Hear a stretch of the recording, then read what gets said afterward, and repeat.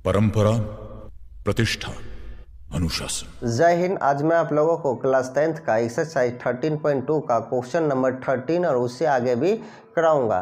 तो अब देखते हैं क्वेश्चन नंबर 13। क्वेश्चन है आपका, एक छात्र को एल्युमिनियम के पतले चादर से अपने कार्यशाला में एक मॉडल बनाने को कहा गया।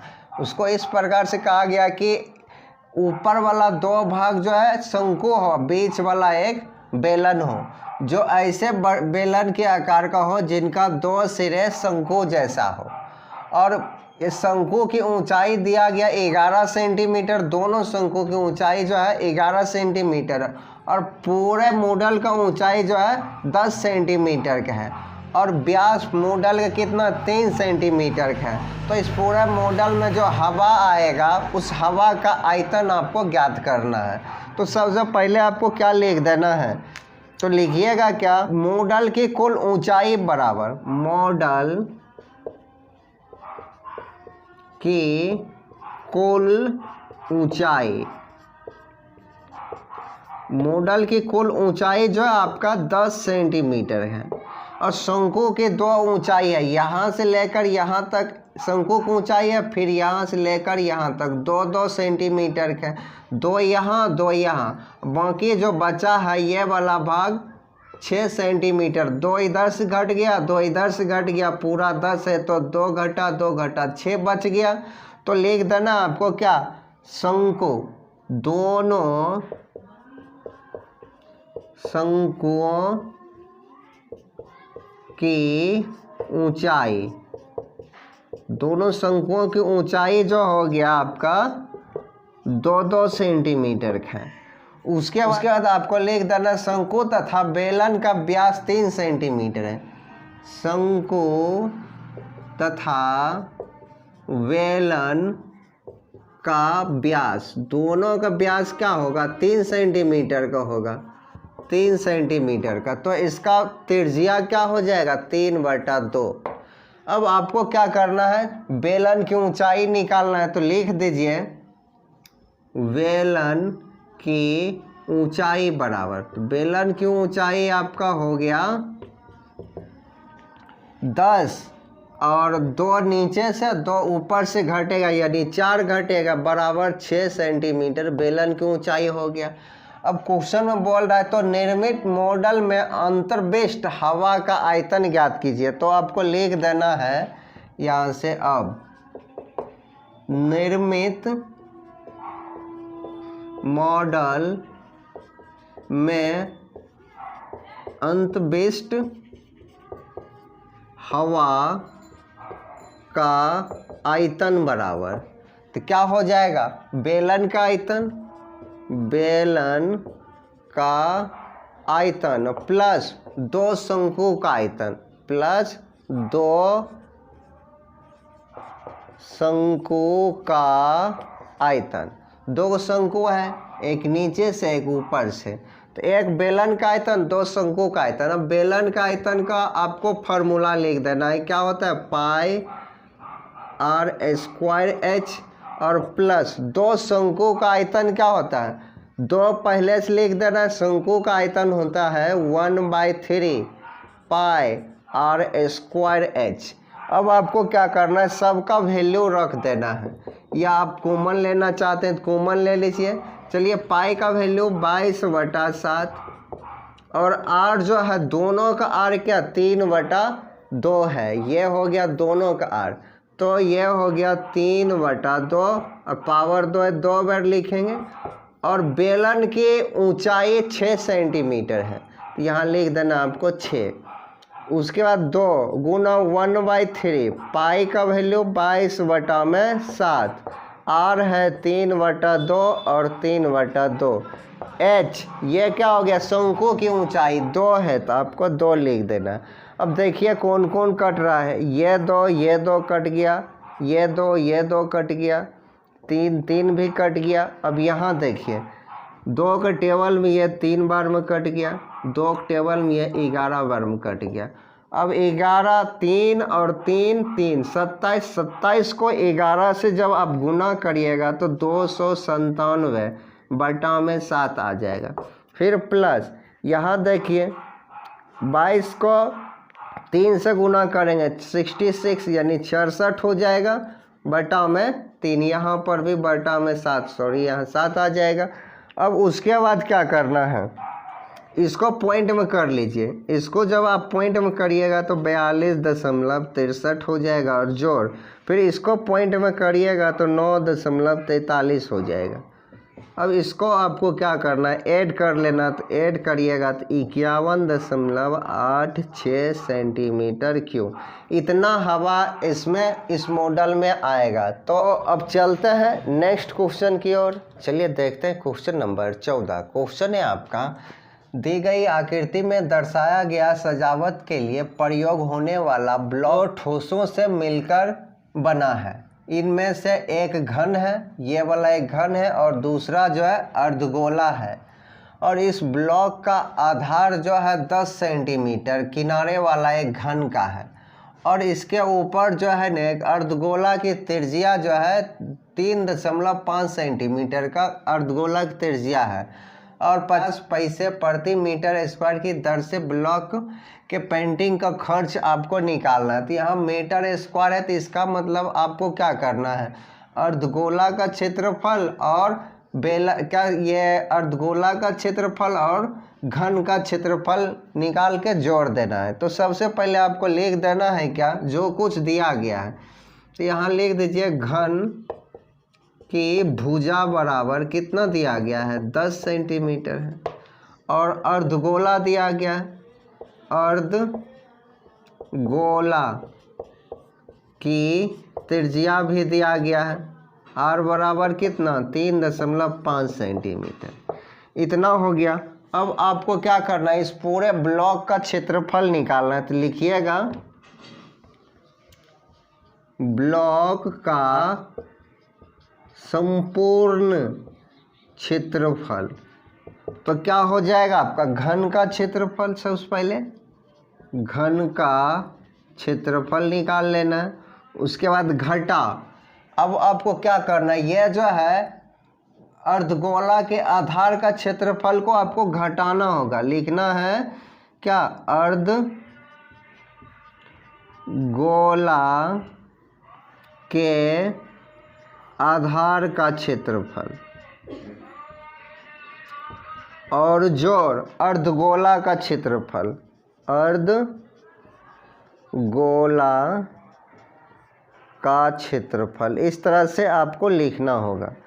तो सबसे पहले आपको क्या करना है, घन का क्षेत्रफल का फार्मूला जानते हैं आप, 6 गुना भुजा स्क्वायर, ये हो गया आपका फार्मूला, माइनस अर्धगोला के आधार का क्षेत्रफल होता है पाई आर स्क्वायर, फिर है अर्धगोला का क्षेत्रफल होता है प्लस देकर 2 पाई आर स्क्वायर। अब यहाँ देखिए 6 गुना और इसका भुजा कितना 10 पे स्क्वायर हो गया, माइनस, और यहाँ पर समझिए 2 पाई आर स्क्वायर में से एक ठो पाई आर स्क्वायर घटेगा तो क्या होगा, प्लस पाई आर स्क्वायर बच जाएगा। अब बाकी ऊपर देखिए 6 इंटू में ही रहेगा, 6 इंटू 10 पे पावर 2 है तो 100 हो गया, फिर प्लस पाई का वैल्यू 22/7 हो गया। और आपका क्या है, ये अर्धगोला के त्रिज्या है 3.5 और गुना 3.5 हो जाएगा, ये तो आपका हो गया 600। अब प्लस इसको काटिए, इसको जब आप काटिएगा तो 0.5 बार में कट जाएगा। उसके बाद यह सभी को जब आप गुना करिएगा, इसको और इसको, तो ये आ जाएगा आपका कितना 38.5 आ जाएगा। अब इसको ऐड कर लीजिए तो 638.5 सेंटीमीटर स्क्वायर, यह पूरा मॉडल का क्षेत्रफल हो गया, पूरा ब्लॉक का क्षेत्रफल हो गया। इस ब्लॉक में अब पेंटिंग करना है तो पेंटिंग का खर्च इसमें दिया गया है क्या, 50 पैसे प्रति मीटर स्क्वायर है। तो अब आपको लिख देना है क्या, चूँकि 1 मीटर स्क्वायर ब्लॉक को पेंटिंग करने का खर्च, पेंटिंग करने का खर्च कितना है? 50 पैसा है। 50 पैसा को आप 0.5 रुपया भी लिख सकते हैं। तो इसलिए आपको लिखना है, इसलिए 638.5 सेंटीमीटर स्क्वायर ब्लॉक को पेंटिंग करने का खर्च क्या होगा? करने का खर्च 0.5 इंटू 638.5। इसको जब आप गुना करिएगा तो 319.25 पैसा, इतना रुपया आपका खर्च हो जाएगा। तो अब चलते हैं नेक्स्ट क्वेश्चन की ओर। तो अब देखते हैं क्वेश्चन नंबर 15। क्वेश्चन है आपका, एक गोदाम का आकार चित्र में दिया गया। ये आपका गोदाम हो गया, इस प्रकार का गोदाम है। चित्र में दिया गया है कि भवन की चौड़ाई जो है, ये भवन हो गई एक तरह से, गोदाम की चौड़ाई जो है, चौड़ाई के समानांतर एक आयत जो है 7 गुना 3 मीटर, यानी ये आपका आयत हो गया 7 गुना 3 मीटर का एक आयत के रूप का है। और इसके ऊपर जो है 3.5 सेंटीमीटर का, ये आपका 3.5 जो यहाँ लिखे हैं, यही आपका 3.5 हो गया। 3.5 सेंटीमीटर त्रिज्या का एक अर्धवृत्त है। ये जो है 3.5 सेंटीमीटर के एक त्रिज्या का अर्धवृत्त है। गोदाम के घनावीय भाग की अंतः माप दिया गया है, घनाव वाले भाग के अंदर का माप दिया गया 10 गुना 7 गुना 3। ये घनाव का लेंथ, ब्रेथ एंड हाइट हो गया, तो गोदाम का सबसे पहले आयतन निकालना है। तो चलिए सबसे पहले आपको लिख देना है कि जो जो दिया गया वो सभी। तो सबसे पहले आपको क्या करना है, गोदाम किस प्रकार के हैं वो आपको लिख देना है। तो लिखिएगा क्या, चूंकि गोदाम का आकार जो है, आकार एक घनाव क्या है, एक घनाव तथा दूसरा भाग जो है एक अर्धबेलन जैसा है, तथा दूसरा भाग जो है एक अर्धबेलन जैसा है, अर्धबेलन जैसा है। ये आपको लिख देना। गोदाम का आकार कैसा है, एक भाग तो है घनाभ की तरह और ऊपर वाला भाग जो है आधा को बेलन जैसे आपको दिख रहा है। जैसे ये वाला भाग जो है ये आपका आधा बेलन हो गया, इस प्रकार का। तो आपको क्या करना है, घनाभ का क्षेत्रफल और जोड़ अर्ध बेलन। सबसे पहले आपको जो कुछ दिया गया, जैसे यहाँ पर दिया क्या क्या गया है, घनाभ का भुजा भी दिया गया, तो लिख देना घनाभ की भुजा यानी L बराबर मान लीजिए 10 मीटर है, B बराबर 7 मीटर है और H बराबर 3 मीटर है। फिर है बेलन की त्रिज्या दिया गया, बेलन की त्रिज्या R कितना दिया गया है 3.5 यानी 7/2 लिख सकते हैं मीटर। और इसकी ऊंचाई हो गया बेलन के कितना 10 मीटर का बेलन की ऊंचाई हो गया। तो अब आपको क्या करना है, इस गोदाम का क्षेत्रफल निकालना। तो यहीं पर देख लीजिए, लिख देना है आपको, या यहाँ एक लाइन लिख देते हैं, गोदाम का आयतन ज्ञात करना है। गोदाम का आयतन बराबर, तो आप क्या लिखिएगा, घनाभ का आयतन प्लस अर्ध बेलन का आयतन, अर्ध बेलन का आयतन। तो अब जो है आपको घनाभ का आयतन का फार्मूला लिख देना। घनाभ का आयतन हो गया L गुना B गुना H और जोड़ अर्ध बेलन का आयतन। तो अर्ध बेलन आधा है तो आधा लिख देना, बेलन का आयतन पाई R स्क्वायर H लिख देना है।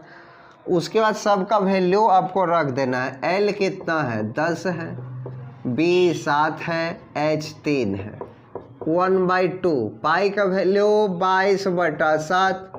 R आपका कितना हो गया, किसका, अर्ध बेलन का, 7/2 ले लेते हैं, 7/2 गुना 7/2 और h हो गया कितना 10 मीटर का। 10 मीटर का ये h हो गया। जो कट रहा है काटिए, जैसे 2 के टेबल में इसको यदि आप काटिएगा तो 5 बार में कट गया, फिर इस 2 के टेबल में इसको काटिएगा तो ये कट गया, 11 बार में कट गया, और कोई कटने वाला नहीं है। तो इस सभी को पहले आप गुना कर लीजिए। 7 21 210 ये आ गया। अब इस सभी को गुना कर लेना है। तो आप जब गुना करिएगा ये साथ साथ भी कट जाएगा।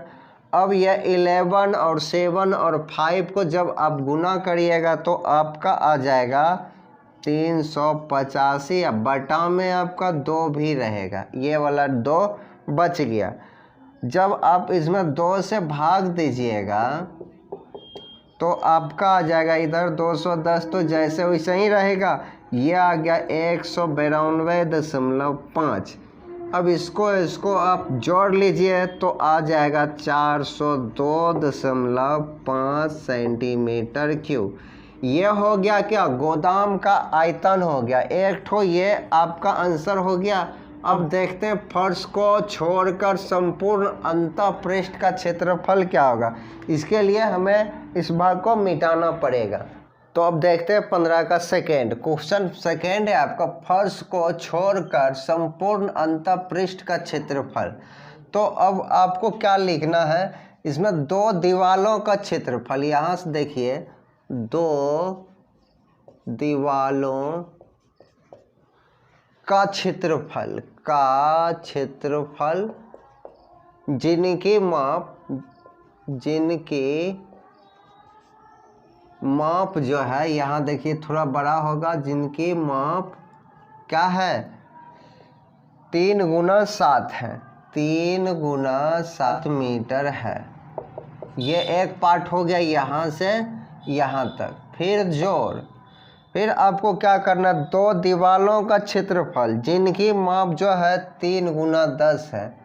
2 दीवालों का क्षेत्रफल जिनकी माप जो है 3 गुना 10 मीटर है, 3 गुना 10 मीटर है। यहाँ से यहाँ तक हो गया। उसके बाद जो है 3.5 सेंटीमीटर त्रिज्या के 2 अर्धवृत्तों का क्षेत्रफल प्लस 3.5 को आप लिख सकते हैं 7/2 त्रिज्या के 2 वृत्तों का क्षेत्रफल। ये एक भाग हो गया। फिर लास्ट भाग है अर्धबेलन का क्षेत्रफल। अर्धबेलन का क्षेत्रफल, ये सभी आपको निकाल कर जोड़ना होगा। सबसे पहले आप क्या देख रहे हैं, 2 दीवालों का क्षेत्रफल जिनकी लंबाई 3 और 7 हो। तो यहाँ से देखिए 3 और 7, 2 दीवार है इसलिए 2 गुना 3 गुना 7 हो गया इसका क्षेत्रफल। और जोड़, फिर 2 दीवालों का क्षेत्रफल जिनकी माप जो 3 गुना 10 है। तो 2 दीवार है, इसमें भी 2 गुना 3 गुना 10 आपको लिख देना। फिर जोड़ 7/3 त्रिज्या के 2 वृत्तों का क्षेत्रफल, यानी 2 वृत्त है तो 2 लिख देना है। और अर्धवृत्त का क्षेत्रफल बोल रहा है तो आधा भी लिख देना है। इसका क्षेत्रफल क्या होता है, πr², ये आपको लिख देना। फिर प्लस अर्धबेलन का क्षेत्रफल, आधा बेलन है तो 1/2। बेलन का क्षेत्रफल का फॉर्मूला क्या होता है, 2πrh।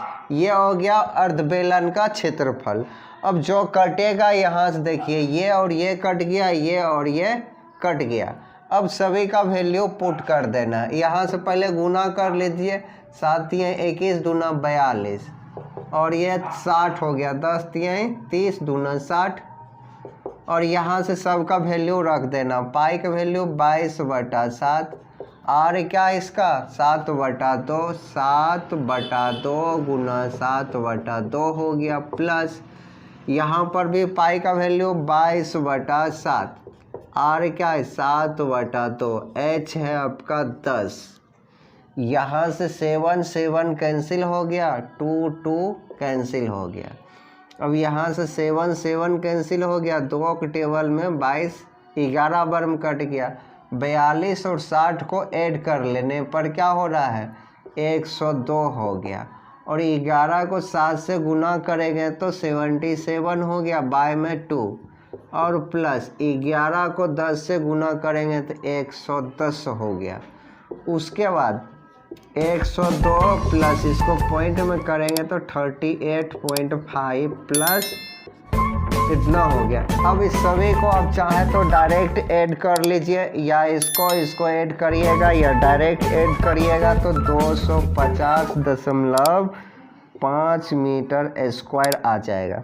तो ये आपका क्या हो गया, फर्श को छोड़कर संपूर्ण अंतःपृष्ठ का क्षेत्रफल हो गया। तो ये आपका आंसर हो गया।